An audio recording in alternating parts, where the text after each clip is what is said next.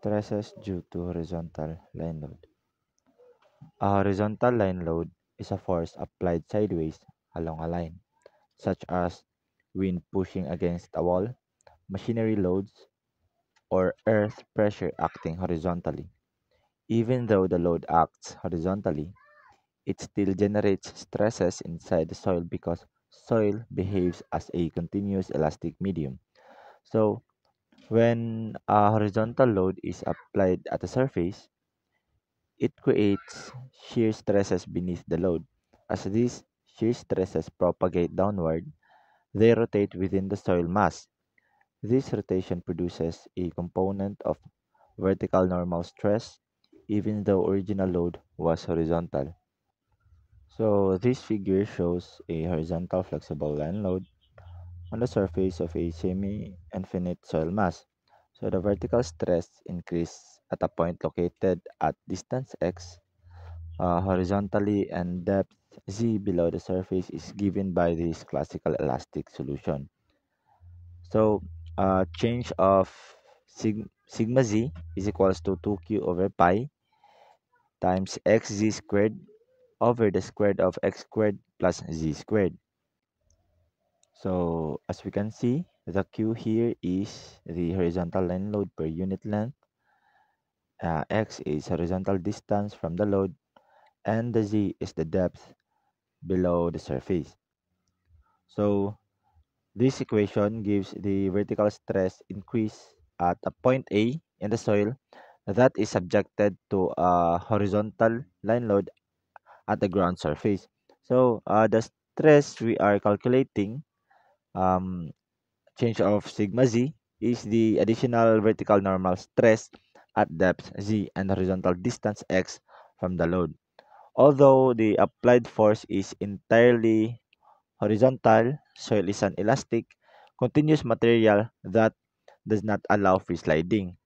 When pushed horizontally, soil develops shear stresses. So these shear stresses spread downward into the ground. As they move downward, they gradually rotate within the soil mass due to the elastic behavior. So this rotation transforms part of the shear into a vertical compression, which is what the formula is capturing.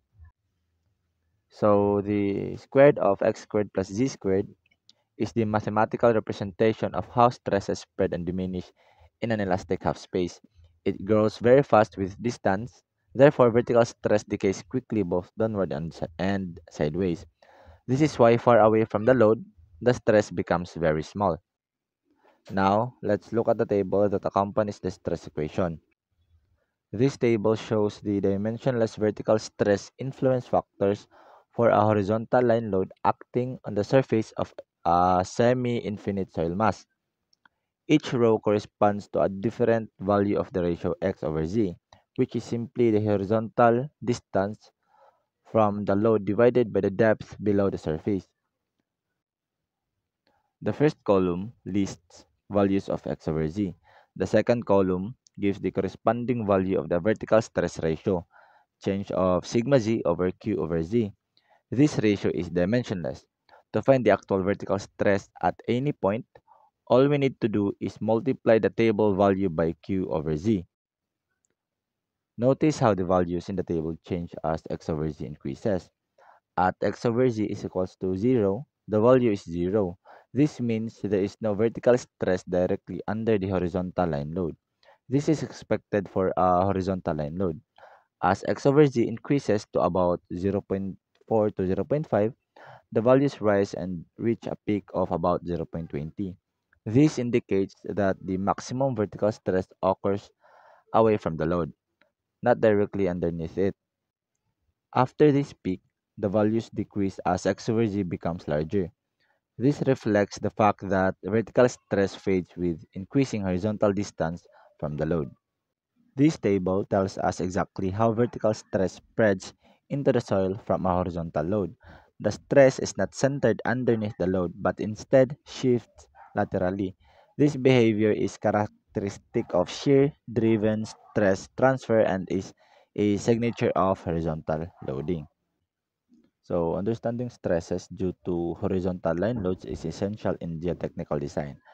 especially for retaining walls, uh, bird structures, and any scenario where soil is subjected to lateral forces. And that is all. Thank you.